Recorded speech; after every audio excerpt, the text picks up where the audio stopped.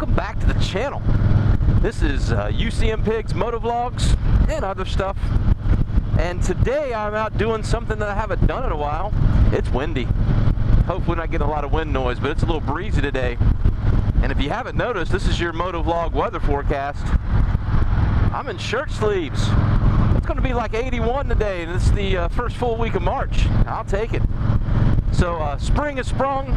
Daylight savings time's coming up this weekend. I'm really looking forward to this time of year. But I'm doing something today I haven't done in a while, which is my ride along to work, and actually it's not to work. I'm on my lunch break right now. I'm heading home to let my girls out. I got 3 dogs at home, and every day I'm in the office, I try to run home and let them out for a couple minutes. So I figured I would strap the cameras on and do a little motovlog. Haven't done this in a while. But today I wanted to talk about something that I've been thinking about, and before we do that, I just want to say thanks for spending some time with me. If you're a subscriber and you're just coming back, I appreciate you stopping by. And if you're not a subscriber, thank you as well. And regardless, give me a like, leave me a comment, leave me an emoji, let me know you were here. I would greatly appreciate it. So today, I wanted to talk about something I've been thinking about, which is keeping up. And what do I mean by keeping up? It's this whole YouTube content creation, whatever it is we're going to call it, motovlogging thing, and all the stuff that goes into it.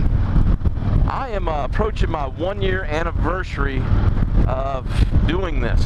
I did my first motovlog on March 20th last year. So it is fastly approaching, and a lot of stuff that I've learned a lot over the last year, and I've had a great time doing it. And the one thing I wanted to talk about is just keeping up with some stuff that I really wasn't aware of when I started doing this. You know, I figured, you know what led me to doing this is I consumed a lot of YouTube, and I liked watching motorcycle content, and I figured I would give it a shot. And some of the things that I've learned with talking with other motovloggers and content creators, and one of the things that I think I've mentioned before is the amount of time it takes. You know, it's a lot of work. It can be a lot of work. And I agree with that. It's a lot of work. I don't mind work. I've worked my whole life. I enjoy staying busy, and that kind of leads me to this keeping up thing. Is I'm a busy person. I try to occupy my time. And here recently, I've been pretty busy. This past weekend was a beautiful weekend, and I didn't get to ride at all. New LMA stayed in the garage, and I was helping my son. He made his first, he purchased his first home, and it's a little fixer-upper, so we were in there doing some work before he moves in. So I wanted to focus on that, because that's a little more important than riding my motorcycle. But like I said, you know, I haven't done this in a while. When I first started the channel, I thought this was going to be the main thing that I do on my channel is my commuting vlogs, because New LMA, if you're not familiar who New LMA is, that's the bike I'm riding, my 2016 Ultra Classic. She is my primary form of transportation. This is how I get around. Now, I do have a beater truck when it's horrible weather, icy roads and unsafe conditions. I can drive that truck, but this is my primary mode of transportation. So I figured, you know, I ride a lot and I could do a lot of talking. So with that said, that's the easy part for me. Coming up with content, things to talk about, you know, ride videos, things like that, that's pretty easy for me. I haven't had a problem, you know, coming up with things. The part that's difficult to me in this whole keeping up thing is the social media aspect. It's that promoting your channel, because whatever your reason you're doing this for, you may be doing this as an outlet, as therapy, recording things in your life, whatever it may be. But you know, in the back of your mind, regardless, you know, you want to seek channel growth. You want to reach out and touch more people, and for me, I like meeting people, meeting new people, and sharing stories and making new friends. So this channel growth thing, to me, is the hardest part. I am not a huge social media guy. I used to be. I used to be that guy. I'm not joking around, but I used to be that guy. Constantly glued to some form of social media. Very opinionated, and it was harming me. It was really causing some pretty serious harm to me, an attitude, an overall outlook on life. So I would always say was an addiction, and I've handled addiction before in my life, and I know how to get rid of addiction. And so I started doing that with social media, to the point there was a time I was considering a flip phone.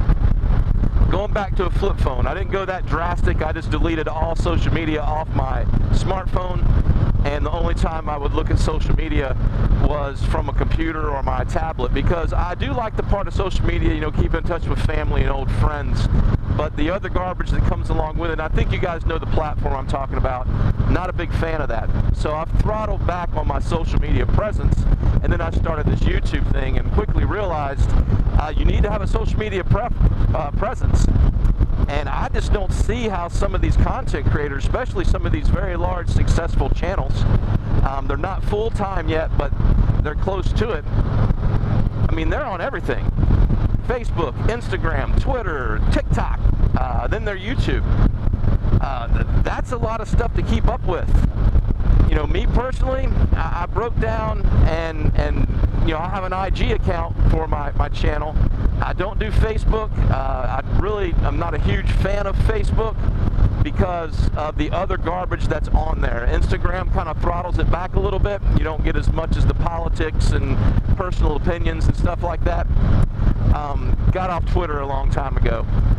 And then TikTok, I think y'all heard me talk about TikTok. I'm a 50-year-old man.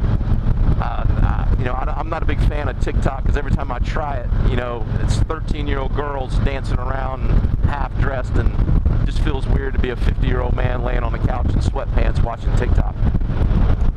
So anyway, I keep it to the Instagram, but even then, it's a little tough. There's some great content out there. Matter of fact, Windy Therapy, I'll put a link in here to a video he did not too long ago on, you know, balancing this social media or this YouTube thing with your personal life. Some pointers he had, which are fantastic. I'm still trying. But the big thing that I really miss is the amount of content I used to consume, because that has flipped for me. I'm not as big a consumer as I was before, and I really miss that. So I'm hoping to get a better balance with that, because with the growth of my channel, I've met other people and I've found other channels that I like. And about 90% of my time on YouTube now is with small channels, because I've made a personal connection with these people and I really look forward to their content. And I hate it when I miss something. So I'm trying to work out a balance to keep that in touch, so I can keep that going and watch the content of my friends, because that's what I consider the people that I've met through this. I consider them friends. But anyway, you know, I just wanted to kind of talk about that, maybe get some of your pointers, maybe leave something in the comments if you are a content creator, how you manage it. Some of you guys are all over it. You're always on the IG, and that's cool, man. I wish I had that time. I'm not saying you got more time than me, and just you obviously manage your time better than me. So, you know, if you have some pointers, I would love to hear from you. Again, I know that I'm capable of getting addicted to this, so I still try to limit my time on those social media platforms. But I love creating the content. I love putting videos out on YouTube, and I'm going to continue to do that. So, if you don't see me on Instagram, don't think I'm ghosting you. I'm not. I look at it. Sometimes I just forget to hit the little heart and leave a comment. But I look at it. I scroll. My wife will ask me all the time, "What are you doing?" I say, "I'm just scrolling." But I do enjoy the content. Speaking of that, great content. You know, like I said, you know, springtime. I think this week is the first major bike rally of the season. I think it's the first one, Daytona. You know, the one down there in Daytona in the spring. You know, Daytona Park Your Bike Fest, or Daytona Park Your Bike Week. You go down there and park your bike, because there's really not much riding down there. I'm just kidding. Daytona is a great event. I haven't done the spring one. I did the fall rally. It was a lot of fun, but yeah, not a lot of riding. So if you want to go down and, you know, check out dudes in Dixon flannel shirts and, you know, women in headbands, it's a great place for you. You enjoy that part of the rally. But, you know, they're fun. It's all well and good. They do well, and it's a lot of fun, a lot of good vendors. So there should be some good content coming out here in a couple weeks. People going down to Daytona, looking forward to that. But anyway, I'm coming up on my 10-minute mark, and this has been a good little ride home for lunch today. Hopefully I can get out and do some more. 1-year anniversary, like I said, March 20th. I don't know what I'm going to do. I might put a little something together. We'll see. And we'll also have an episode of Filling Station Gourmet this month, so looking forward to doing that. So I'm back to the house. so I can let my pups out. And just wanted to touch base with you guys and have a little talk. So again, thanks for stopping by. Thanks for spending some time with me. And until we talk again, you guys be careful. You guys be safe. Always keep your shiny side up. And we'll talk to you next time.